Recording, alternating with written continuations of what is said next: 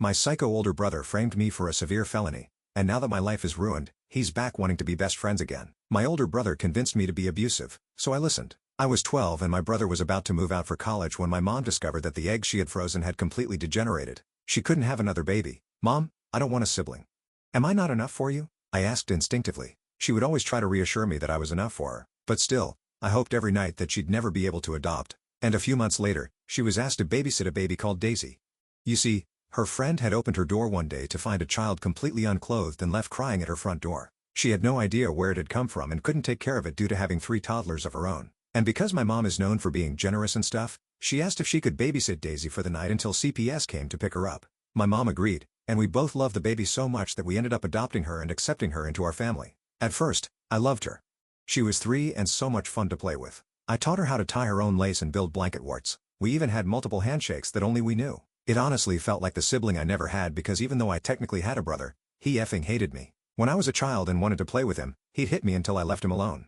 He'd constantly break every new toy I got to teach me how to be tough. And instead of telling our mom, I just let it happen for years because I saw him as such a role model that I wanted his approval more than anything. So now having a built-in friend who I felt safe and comfortable with meant everything to me. Until one day when Trevor pulled me aside, he asked me if I noticed anything different about Daisy in comparison to me and him. "She's a lot funnier?" My voice was innocent, unknowing.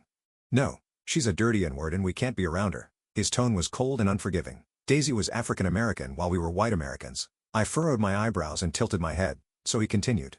"You see, people like her are always angry, always ready to commit violence. You don't want mom to be hurt, do you?" I shook my head violently and he nodded. "Except there's one thing. Adults don't like when boys hit girls, so you have to be the one to do it." I started tearing up, not liking the glimpse of the adult world I thought I was getting, but that's when my brother did something so unexpected that it instantly changed everything. He gave me a hug and said, "I'm proud of you. You have to be strong." In response, I smiled super hard and hugged him back. That's when we heard our mom's footsteps. He pushed me off and pretended like nothing happened, and since I had nothing better to do, I returned to playing with Daisy. I didn't really know how to follow my brother's advice or what exactly he wanted me to do, so I just listened to what I thought was my intuition. But it was really just my developing anger issues. Whenever Daisy didn't do what I'd say, I'd pinch her arm until she cried. And when she talked to my mom, I'd pull her aside and tell her our mom secretly hates her, and the more she talks, the more she'll want to bring her to the orphanage. This always shut her up straight away, and by the time she turned 4, she was a complete shell of who she used to be. Hated playing, always wanted to be alone, did everything she could to please me. And the worse I treated her, the nicer my brother was to me. He'd tell me that I was saving the family, that I was protecting mom, and as much as I hate to admit it, deep down I knew it was wrong. But the nicer my brother treated me, the more it seemed like morals just didn't really matter. But then came Daisy's breaking point, or rather my breaking point. One day, she came home to all of her toys being completely broken because I had done the same thing as my brother always did to me. Usually, our mom was so busy that she never even noticed what was going on, but that day she came home early, and Daisy was crying so loudly I knew it was going to make her suspicious, so I hit her again and again until her tiny self was covered in injuries. When she was quiet, I breathed a sigh of relief until red started dripping on the floor, and that's when our mom walked in with a plate of apples and grapes. As soon as she saw us, her face went ghost white and she screamed. I was so scared of what her reaction would be that I didn't even notice Daisy had passed out beside me. Then my brother walked in. "Why did you make me do this?" "I effing hate you," I yelled while my mom tried to dial 911.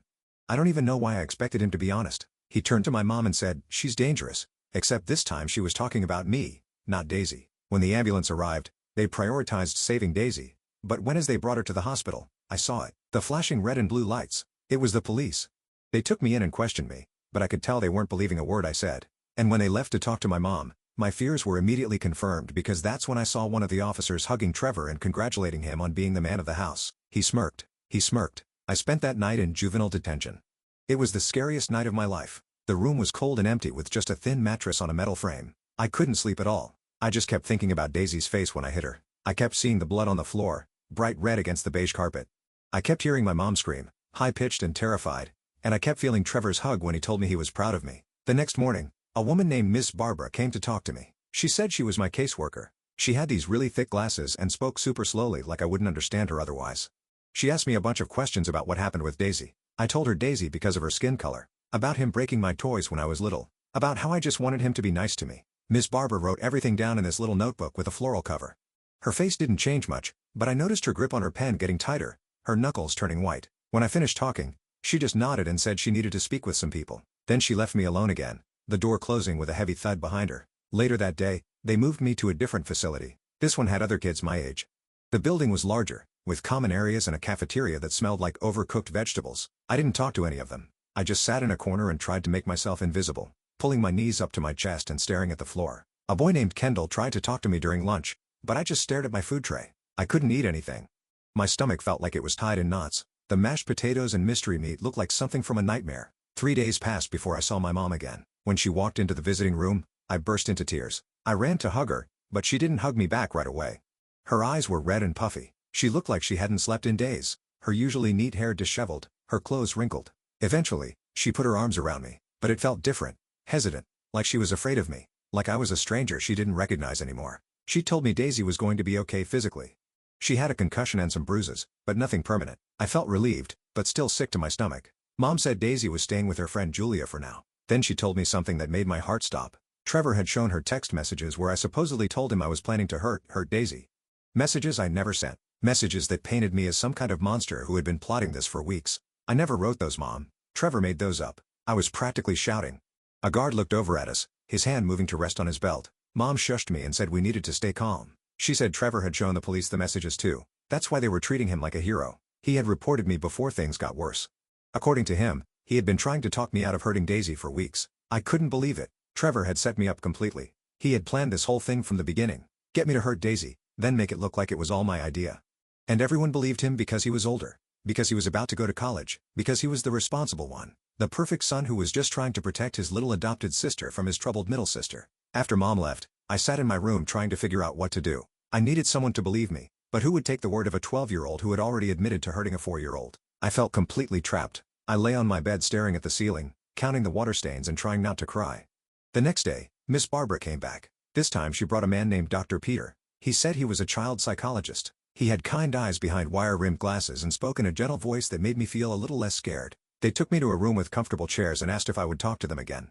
I nodded, feeling numb. Dr. Peter asked me to start from the beginning, not just about Daisy, but about Trevor too, so I did. I told them about how Trevor had treated me my whole life, about the toys he broke, about the times he hit me when no one was looking, about how he made me feel like I needed his approval more than anything.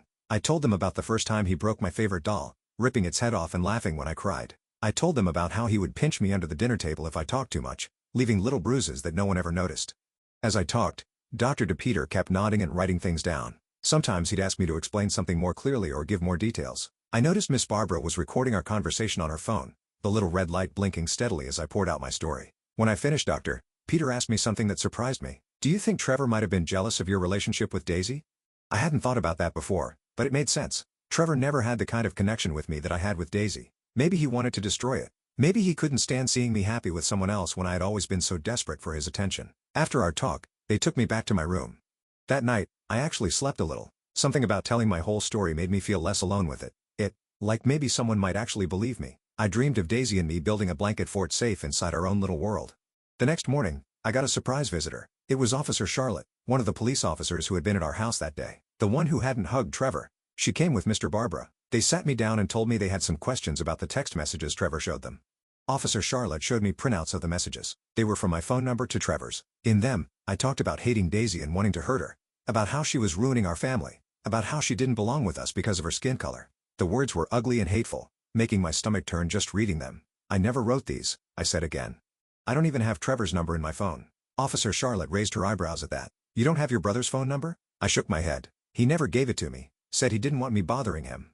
That seemed to interest both of them. They asked me more questions about my phone when I got it, if Trevor ever used it, if I ever left it unlocked around the house. I told them Mom had given me the phone for my birthday 2 months ago, and yes, I often left it charging in the living room. Anyone could have picked it up. I didn't have a password on it because Mom said I shouldn't have secrets from her.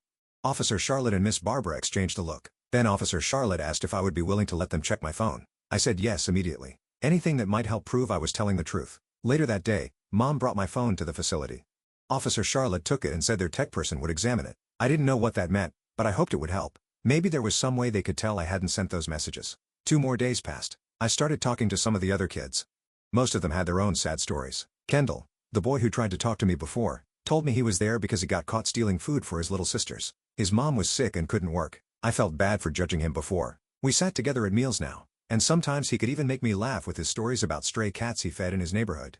On the 5th day, Ms. Barbara came to get me for another meeting. This time, a woman named Virginia was there too. She had curly red hair and wore a bright yellow blouse that seemed way too cheerful for this place. The fluorescent lights made her hair look almost orange against the drab gray walls of the conference room.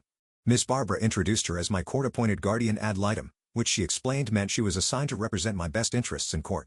I just nodded, not really understanding what was happening anymore. My fingers nervously traced the edge of the wooden table as I waited for them to explain why I was there. Virginia had a folder full of papers and a serious expression. Her eyes were kind though, not judging like some of the other adults I'd encountered since this nightmare began. She told me they had found something interesting on my phone. Apparently, the tech person discovered that the messages to Trevor weren't actually sent from my phone app. They were sent through some website that lets you fake text messages, then screenshot them to make them look real. She spread out several printouts showing the technical details, but they might as well have been written in another language. But how does that help me?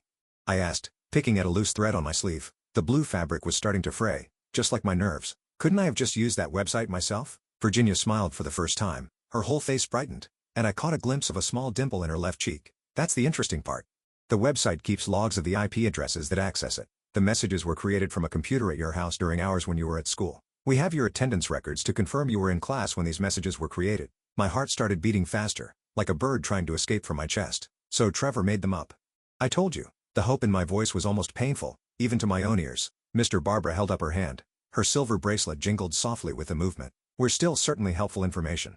It corroborates parts of your story. They asked me more questions about Trevor, about things he'd said to me over the years, about whether he ever used racial slurs around me before the incident with Daisy. I told them everything I could remember, how he would sometimes mutter things under his breath when we saw black people at the mall, how he had a password on his computer that he never let anyone see, how he had friends that Mom didn't like because she said they had bad attitudes. I remembered one friend in particular, a boy named Ethan who had Confederate flag stickers on his truck and always seemed to be angry about something. I also told them about the times Trevor had been nice to me, the ice cream he bought me after I made Daisy cry the first time, the way he'd ruffle my hair and call me his good little soldier, the presents he'd give me for no reason, a new video game, a pair of expensive headphones, always after I'd done something mean to Daisy.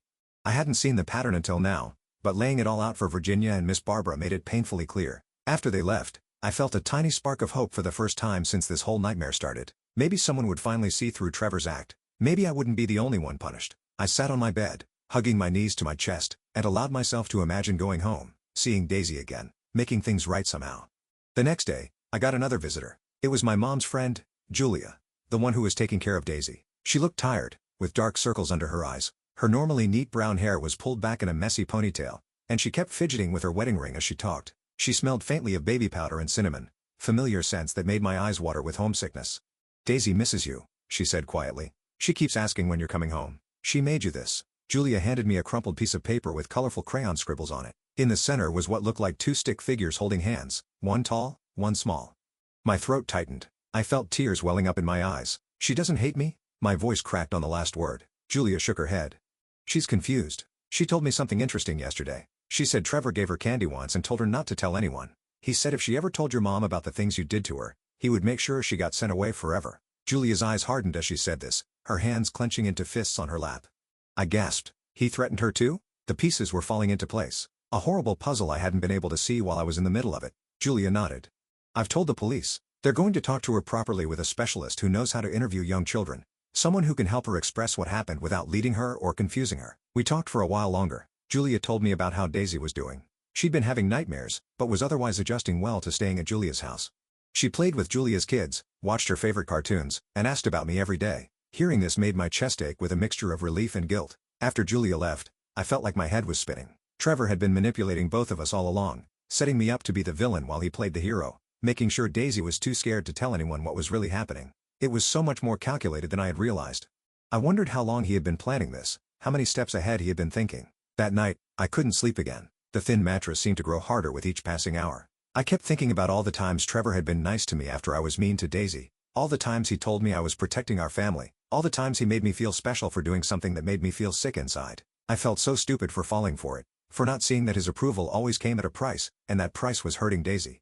I remembered one time in particular, about a year ago. Daisy had gotten into my art supplies and ruined a drawing I'd been working on for school. I was upset, but it was clearly an accident. She was only 3 then. Trevor found me crying about it and suggested I teach her a lesson. He convinced me to cut up her favorite stuffed animal, a purple elephant she carried everywhere. The look on her face when she found it still haunted me. Trevor had bought me a new set of expensive markers the next day, telling me I deserved them for standing up for myself. I felt physically ill thinking about it now. The next morning, Officer Charlotte came back with Miss Barbara. Officer Charlotte's dark hair was pulled back in its usual tight bun, but today she had a small smile on her face.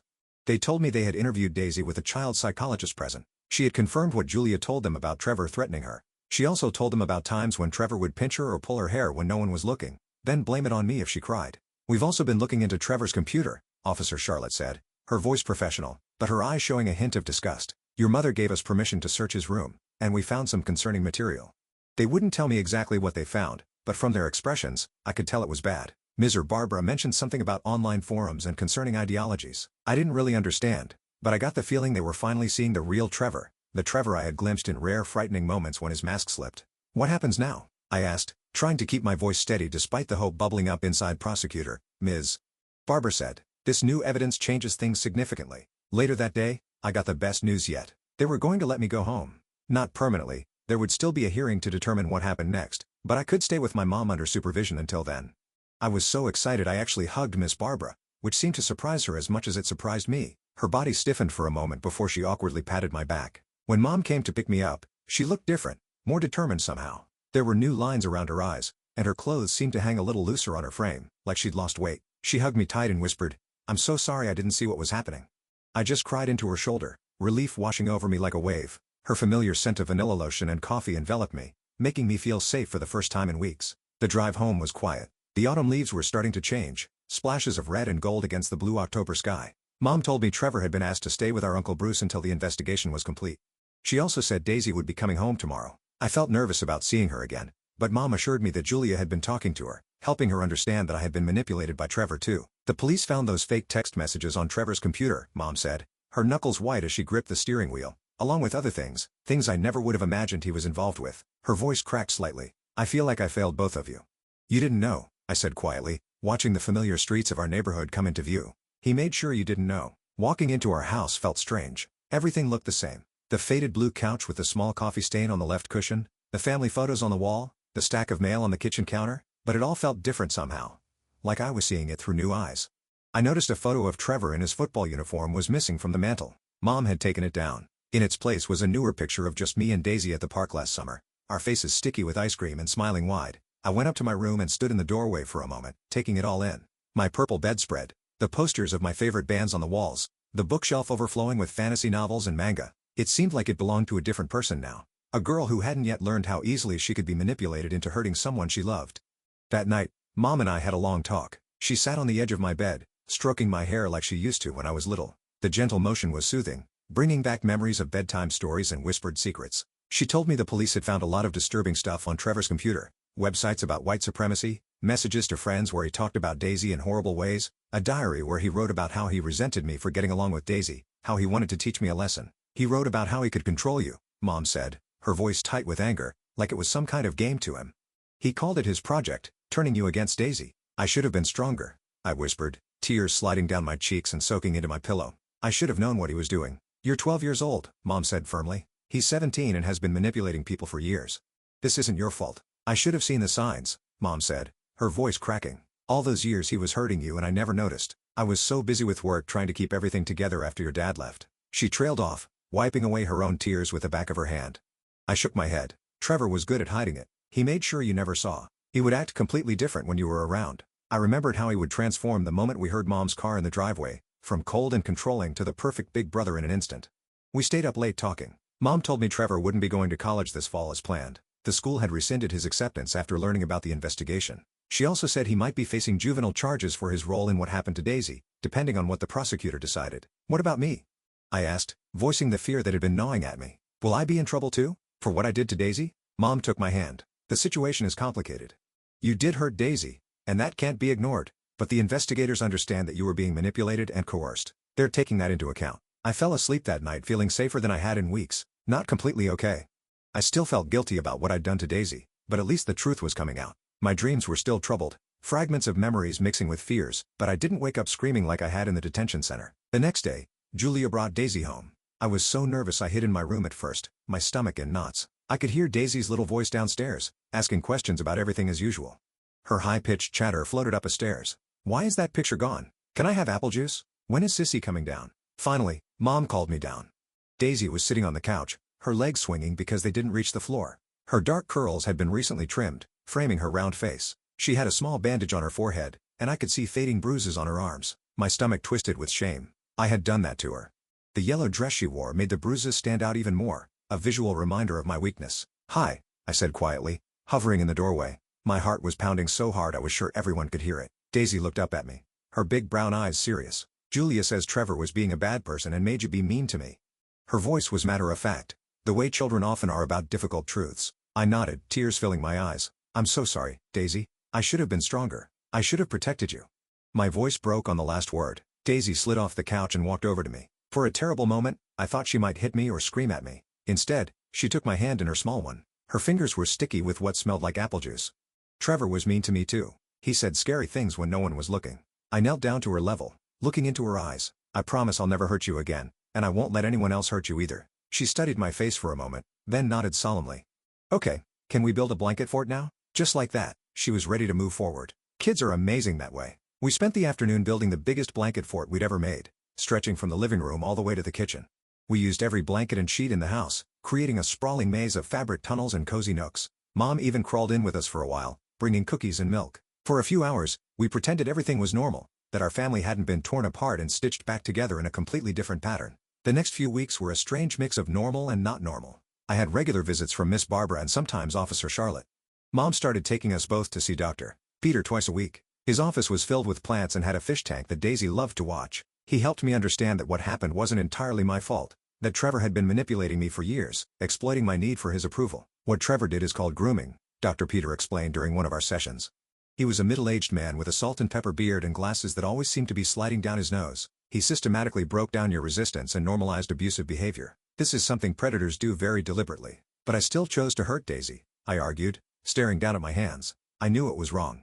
"Yes, you did make choices," Dr. Peter acknowledged, "and taking responsibility for those choices is important, but understanding the context doesn't excuse what happened. It helps explain it so you can heal and make sure it never happens again." Trevor stayed at Uncle Bruce's house. Mom went to see him a few times, but she always came back looking sad and tired.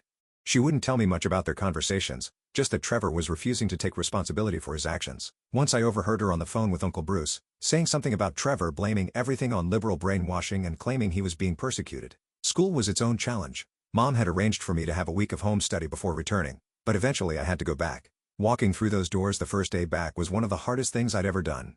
Whispers followed me down the hallway. Some kids stared openly, while others suddenly found their shoelaces fascinating when I walked by. My former best friend Mackenzie avoided me completely, crossing to the other side of the hallway when she saw me coming. Lunch was the worst. I sat alone at the end of a table, picking at my sandwich while trying to ignore the stares and whispers.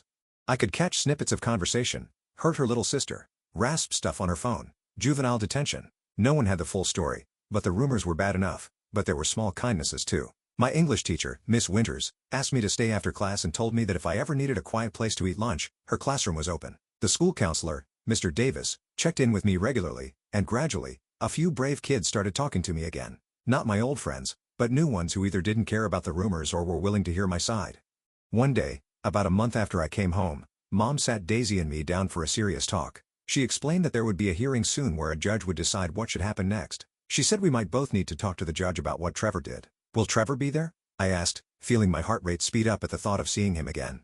My palms grew sweaty, and I wiped them on my jeans. Mom shook her head. "No, he'll have a separate hearing. This is just about making sure you both get the support you need." She reached out and squeezed my hand reassuringly. Daisy, who had been coloring quietly beside me, looked up. "Is Trevor still a bad guy?" she asked, her crayon pausing mid-stroke on her drawing of what looked like a purple cat. Mom hesitated, choosing her words carefully. "Trevor has done bad things, and he needs a lot of help to learn how to be better. But right now, it's safer for us if he doesn't live here." Daisy seemed to accept this, returning to her coloring with the intense focus only a 4-year-old can muster. But I saw the sadness in Mom's eyes. No matter what Trevor had done, he was still her son. She was grieving for the person she thought he was, while trying to protect us from the person he had become. The day of the hearing arrived. Mom helped me pick out a nice outfit, a blue skirt and white blouse that made me look older than my 12 years. I stared at myself in the mirror, barely recognizing the solemn-faced girl who looked back at me. Daisy wore a yellow dress with little daisies on it, which made her giggle when she looked in the mirror. "Look, Mom, daisies for Daisy." Her excitement was a welcome break in the tension of the morning. The courthouse was intimidating, all marble floors and high ceilings that made our footsteps echo. The security guards at the entrance were stern-faced as they checked our bags and waved metal-detecting wands around us. Daisy thought this was a game and kept giggling, which earned her a rare smile from one of the guards. We met Virginia there, who explained what would happen.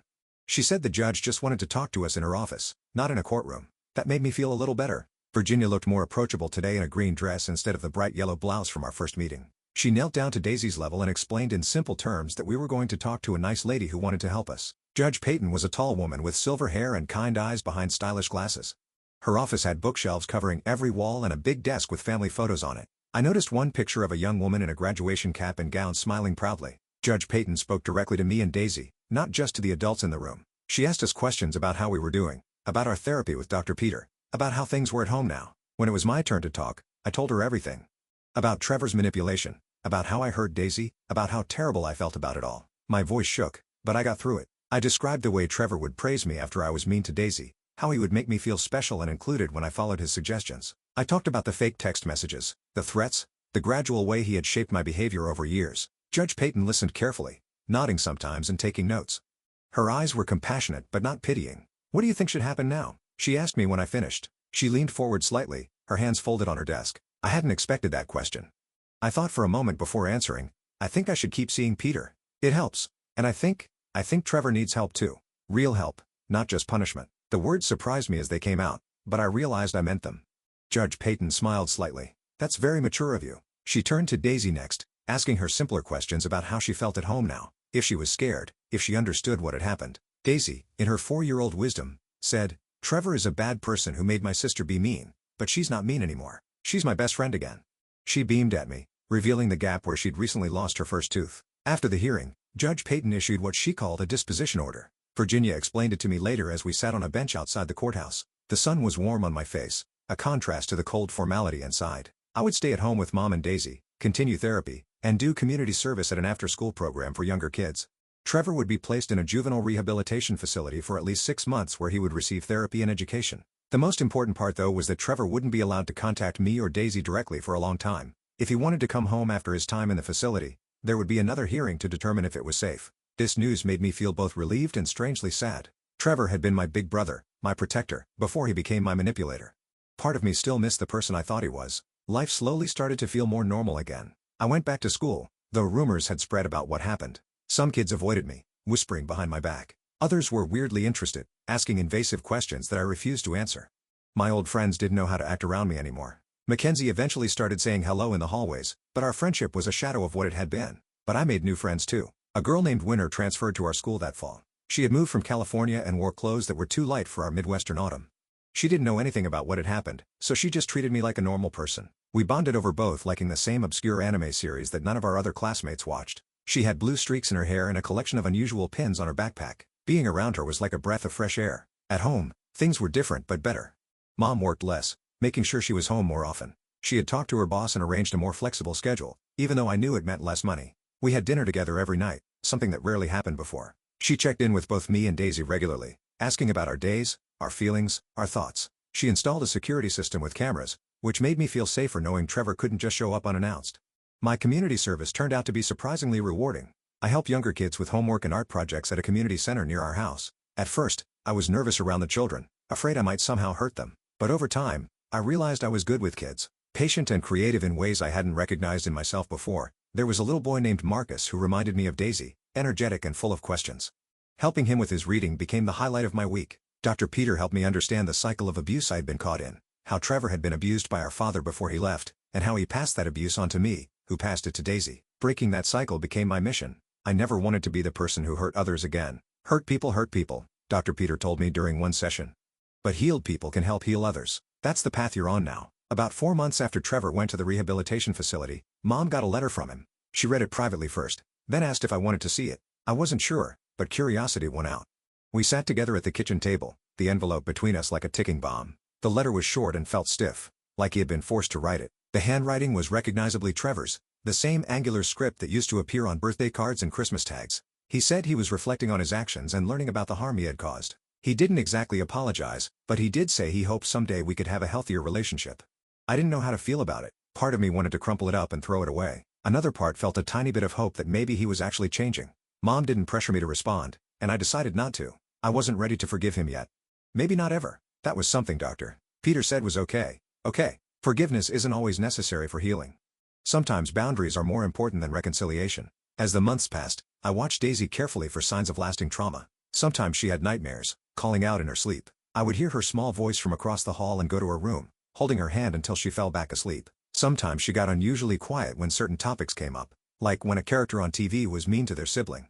But mostly, she was resilient in that amazing way kids can be. She made friends at preschool, learned to write her name, and developed an obsession with dinosaurs that had her carrying around a stuffed T-Rex everywhere she went. My own healing was slower, more complicated. I still had days where guilt overwhelmed me, where I couldn't look at the fading scars on Daisy's arms without hating myself. But I had good days too. Days where I felt proud of the person I was becoming, the sister I was trying to be.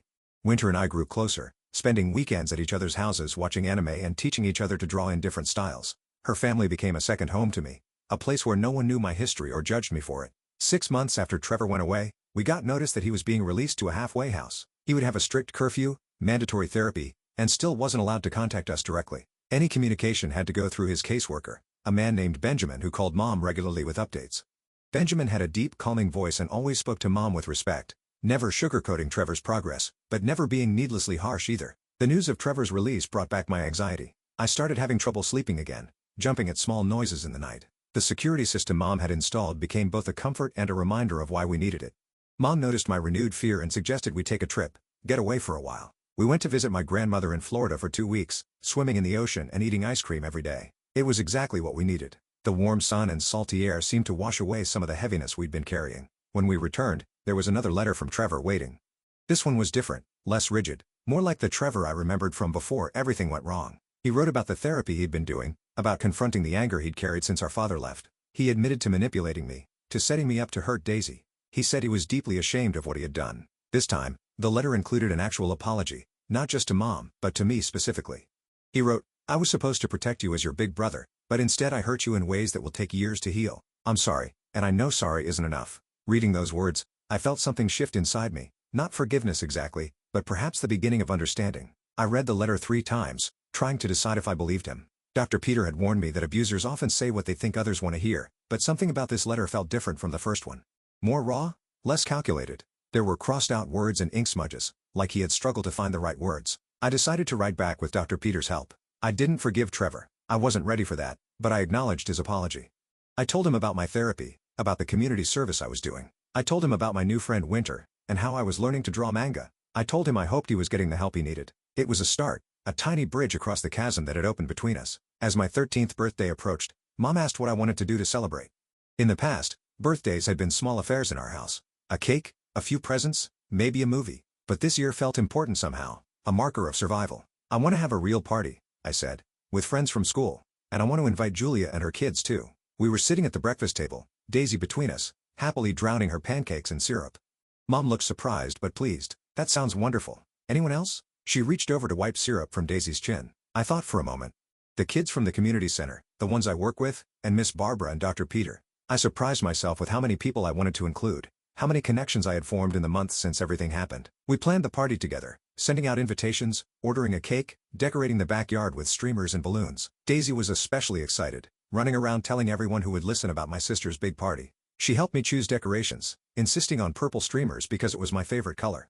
The day of the party was perfect, sunny, but not too hot, with a light breeze that made the streamers dance. Winter came early to help set up, bringing a homemade card that made me tear up a little. It was covered in anime-style drawings of us having adventures together. The kids from the community center arrived in a group, chaperoned by their program director. They presented me with a collage they had made, photos of all of us together surrounded by colorful drawings. Marcus had drawn a picture of me helping him read, with "thank you," written in careful block letters. Miss Barbara came, looking strange in casual clothes instead of her usual pantsuit. She brought a gift wrapped in silver paper, a journal with a lock and key. "For your thoughts," she said simply. Dr. Peter brought his dog, a friendly golden retriever that Daisy immediately fell in love with. She spent half the party throwing a tennis ball for him to fetch, shrieking with laughter every time he brought it back. Julia arrived with her 3 toddlers who made a beeline for the snack table. She hugged me tight and whispered, "I'm proud of you." As I looked around at everyone gathered in our backyard, I felt something I hadn't experienced in a long time, pride. Not the twisted kind Trevor had instilled in me for hurting Daisy, but real pride in the connections I had built, the person I was becoming. The yard was filled with laughter and conversation, people who knew my story and cared about me anyway. Mom brought out the cake, 13 candles blazing. It was chocolate with purple frosting, decorated with anime characters that Winter had helped Mom design. Everyone sang happy birthday, their voices blending together in the afternoon sun. As I took a deep breath to blow out the candles, I made a wish.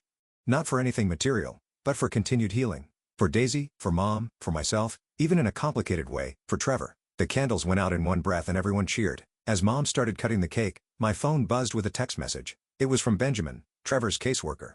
He had sent a simple message. Trevor asked me to wish you a happy birthday. He hopes you're having a good day. I stared at the message for a long moment, a mix of emotions swirling through me. Anger, confusion, a tiny spark of something that might have been hope. Then I put my phone away and rejoined the party. Today was about celebrating how far I'd come, not dwelling on the past. There would be time to figure out my feelings about Trevor later. As the party wound down and guests began to leave, Daisy tugged on my hand. Her face was smeared with chocolate frosting, and her yellow dress had a new purple stain down the front. Was this the best birthday ever? She asked, her eyes wide and earnest. I smiled and knelt down to wipe her face clean with a napkin. Yeah, it really was. That night, after everyone had gone home and Daisy was asleep, Mom and I sat on the porch swing together. The yard was still decorated, though many of the balloons had deflated and the streamers hung limply in the evening stillness. Fireflies blinked in the growing darkness, like stars come down to earth. I'm proud of you, Mom said quietly. You know that, right? I nodded, leaning my head on her shoulder. I know. The swing creaked gently beneath us, a comforting sound from my childhood. You've been through so much, but you're still so compassionate, still trying to do the right thing. We sat in comfortable silence for a while, the swing creaking gently beneath us. Finally, I asked the question that had been on my mind all day. Do you think Trevor will ever come home? Mom sighed, her arm tightening around my shoulders. I don't know, honey. That depends on a lot of things. His progress in therapy, the recommendations of his doctors, and most importantly, whether you and Daisy would feel safe. I don't think I'd feel safe yet, I admitted. Maybe someday, but not now. Then not now, Mom said firmly. Your safety comes first, always. As we went inside, I thought about how much had changed in less than a year, how close I had come to becoming someone I would have hated, how easily Trevor had manipulated me into hurting someone I loved, but also how resilient people could be, how relationships could heal even after terrible damage. I wasn't naive enough to think everything was fixed. I knew we all had a long road ahead of us. There would be more therapy sessions, more difficult conversations, more moments of doubt and fear, but for the first time in months, I felt genuinely hopeful about the future. Whatever came next, we would face it together. Mom, Daisy, and me, a real family looking out for each other. As I got ready for bed, I looked at the new journal Miss or Barbara had given me. I opened it to the first blank page and began to write. Not about Trevor or the past, but about the party. About Winter and Marcus and the Peters dog. About Daisy's chocolate-smeared face and Mom's proud smile. About the person I was becoming one day at a time.